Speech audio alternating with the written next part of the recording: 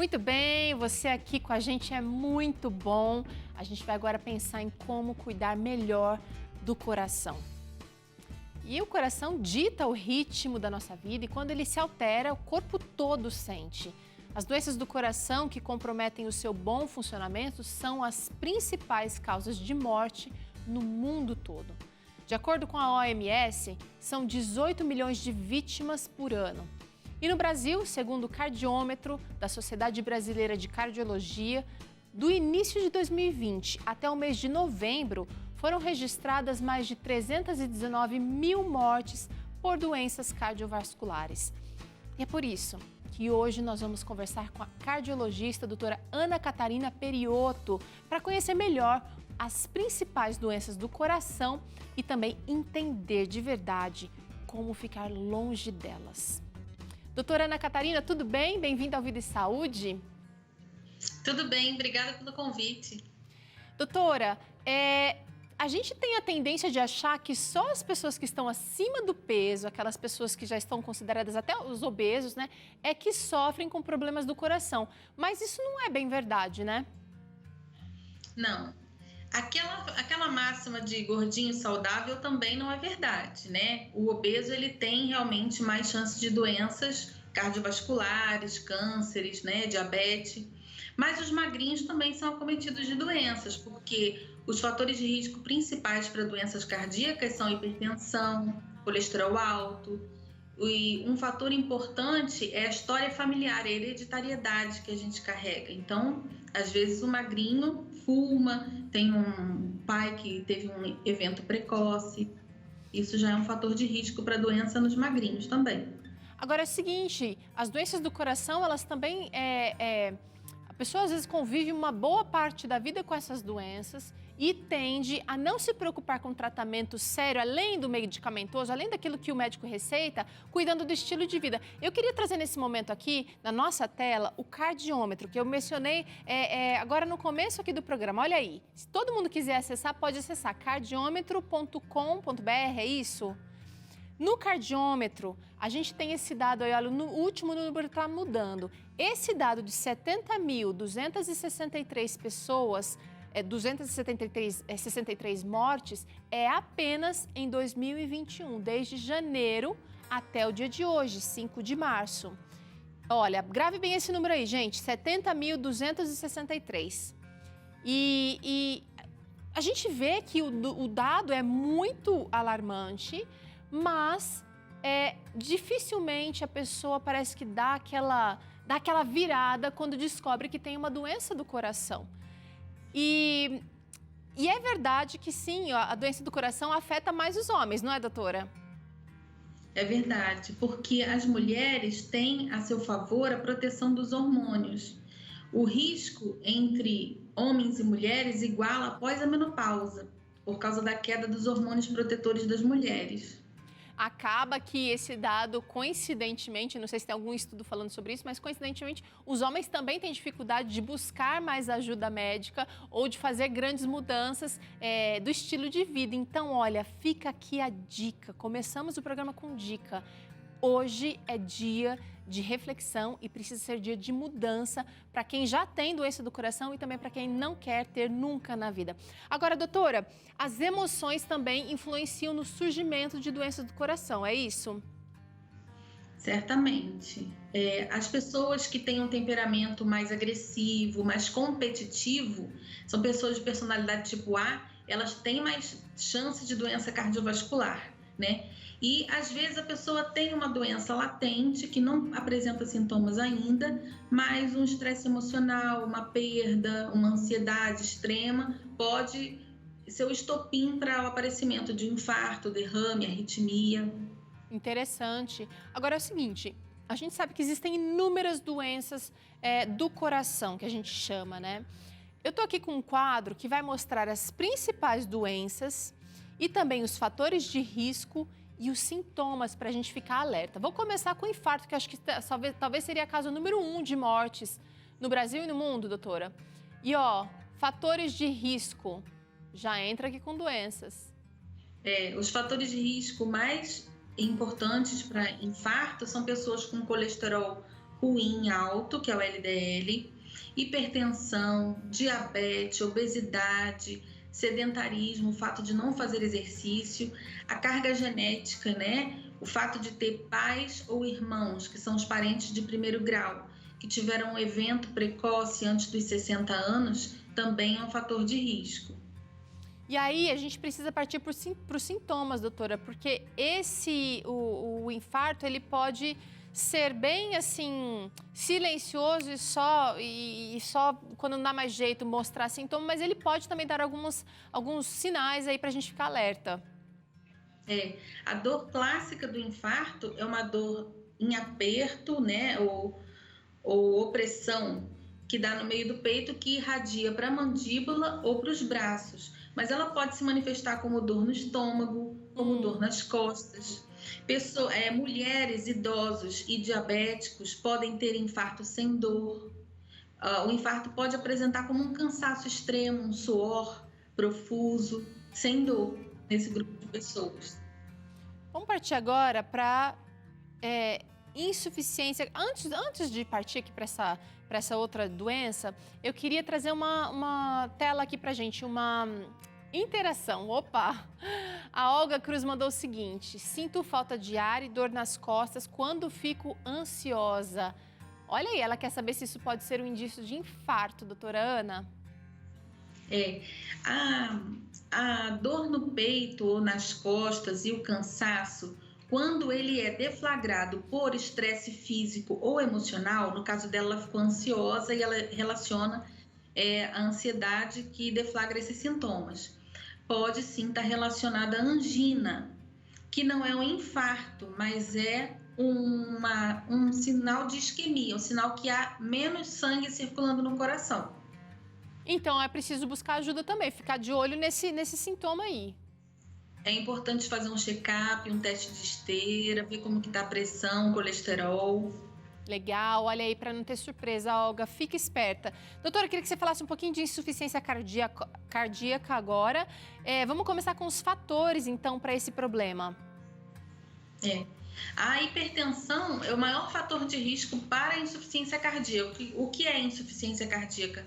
Quando o coração incha, né, que as pessoas falam, ele fica maior que o normal, fica mais flácido e perde a força. Então, a gente tem uma certa força de contração. Ele perde a força de bombeamento. A principal causa é hipertensão, infarto, né? O infarto pode deixar cicatrizes, sequelas no músculo do coração. Infecções, algumas pessoas têm miocardite, o coronavírus, inclusive, pode causar infecção no coração, gerando diminuição da força de contração. A apneia do sono é um fator de risco para hipertensão, que secundariamente pode levar à insuficiência cardíaca. E o diabetes, por seus microinfartos silenciosos, diminui a irrigação do músculo cardíaco e ele enfraquece também. Bom, vamos aos sintomas aqui que são importantes de ser notados. O principal sintoma da insuficiência cardíaca é falta de ar. A pessoa tem dificuldade de realizar as mesmas atividades que fazia antes, né? Cansaço. Antes conseguia quadra sem cansar e a partir de certo momento começa a cansar. Principalmente também falta de ar ao deitar, pernas inchadas. Às vezes a pessoa tem que sentar no meio da noite, acorda com falta de ar no meio do sono, palpitações. Esses são sintomas de coração insuficiente. Tá. Vamos partir para a arritmia, que também é outro grupo grande de doenças do coração. Falando um pouquinho dos fatores de risco, doutora. Há uma predisposição genética. Pessoas com asma, bronquite têm mais chance de ter arritmia. Estresse, ansiedade, a própria hipertensão, né? Pode provocar mais arritmia. E a arritmia, a pessoa geralmente sente o coração acelerado, ou o coração bater aqui na garganta, um pulo, uma batedeira, né? Mas algumas pessoas realmente têm arritmia e não sentem nada. Tá. Por isso que é importante fazer o check-up.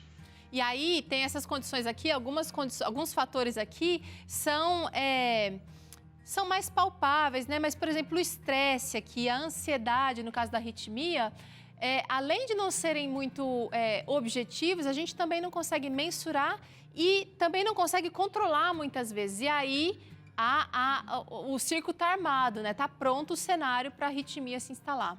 Agora eu queria saber o seguinte, doutora, tem doença cardiovascular, quem tem doença, será que pode fazer exercício físico?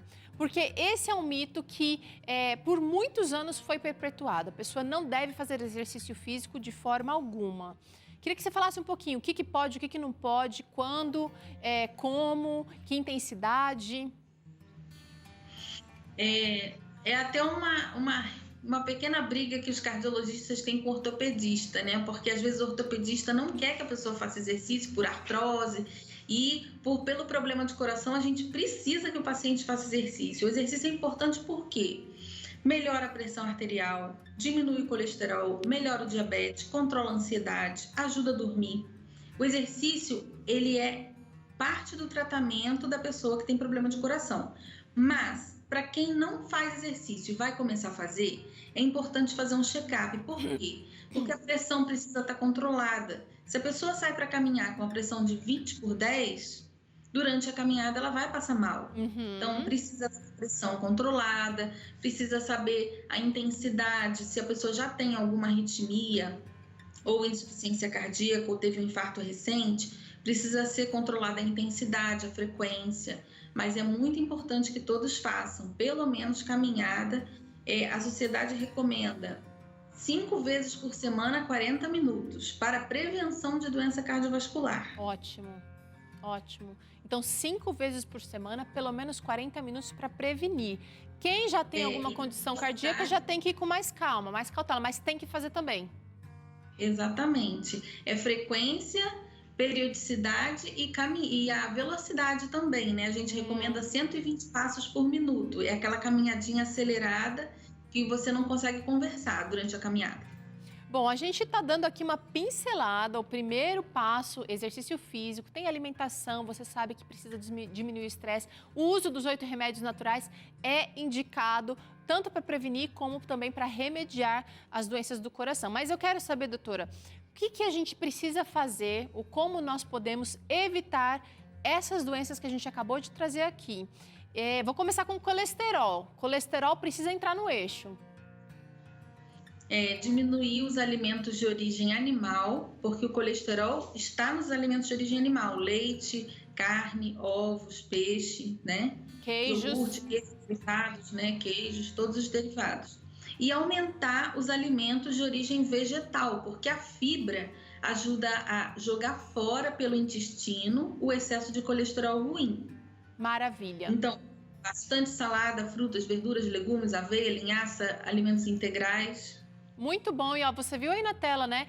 Colocando o colesterol no eixo, a gente tem uma redução significativa de derrames, olha, 20%, 25% de morte, então é evitado, e 33% de infarto. Então, realmente vale a pena investir nessas dicas que a doutora acabou de dar, muita fibra, tira fora a alimentação de origem animal, faz exercício físico e, olha, cultivar também um espírito de gratidão, uma atitude positiva também ajuda a melhorar esse colesterol. Vamos para o próximo dado aqui, que eu acho que é importante, controle da pressão arterial, doutora.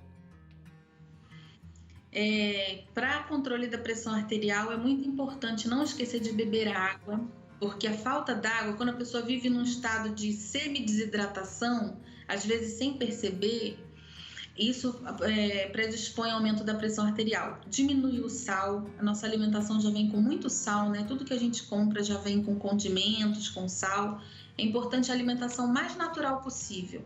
Legal. E o exercício é como se fosse um remédio. A pessoa sai para caminhar, por exemplo, com 14/9, depois do exercício, se essa pessoa medir a pressão, ela vai ver que vai estar mais baixa. Legal. E esse efeito benéfico da pressão dura 11 a 12 horas.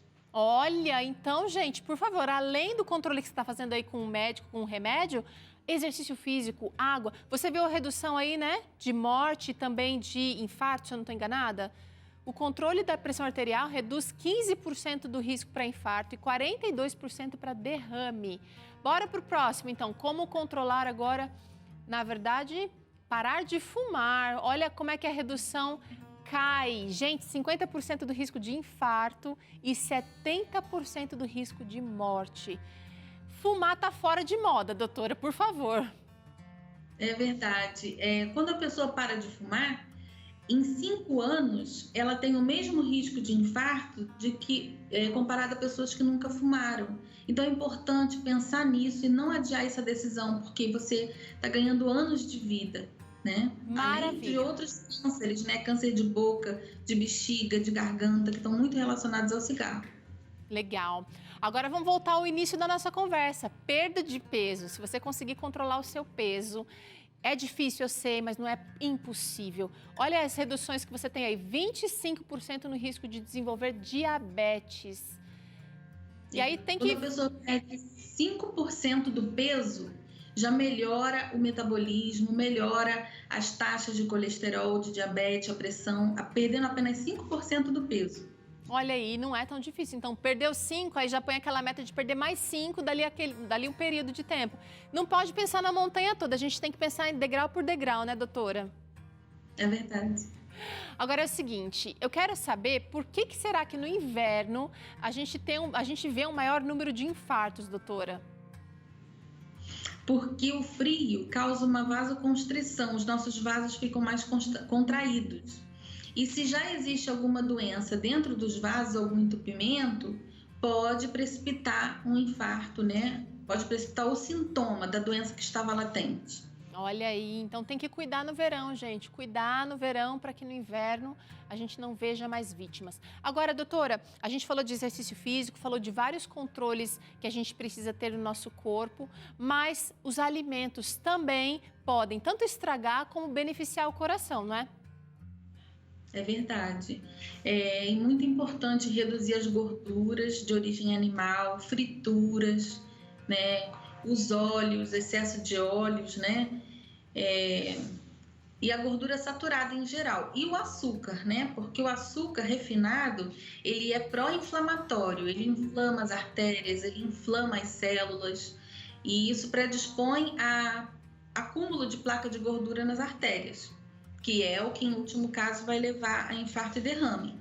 Então, é importante se munir de gorduras boas, as gorduras das castanhas, do abacate e de fibras, né? Bastante salada crua. Agora eu aprendi a comer brócolis cru, couve crua, berinjela crua. Ai, que delícia!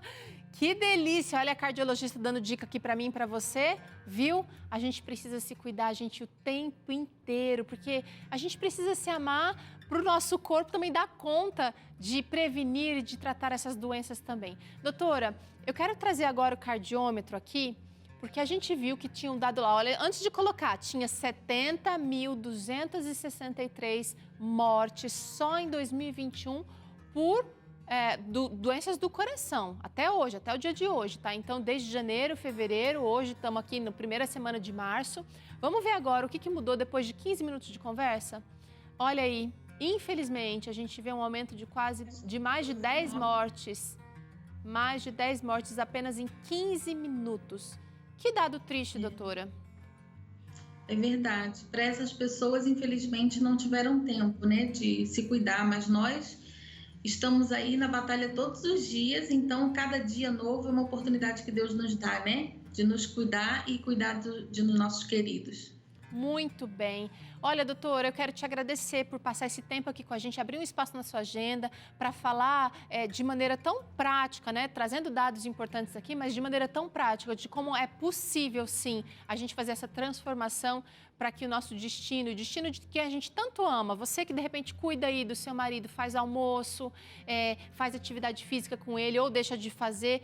Hoje é dia de você colocar a mão na consciência e, de repente, planejar hábitos melhores para você e para toda a sua família. Doutora Ana, muito obrigada pela participação aqui no Vida e Saúde. Eu espero te encontrar numa próxima aqui.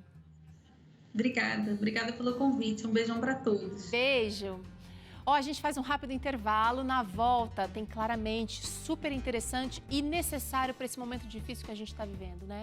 Como lidar com o transtorno do estresse pós-traumático em tempos de pandemia. É para mim e para você, fica ligado, tá? É o assunto do Claramente de hoje. E ainda aqui no programa tem a receita super prática desse bolo de tapioca sem forno. Sai daí não que a gente já volta.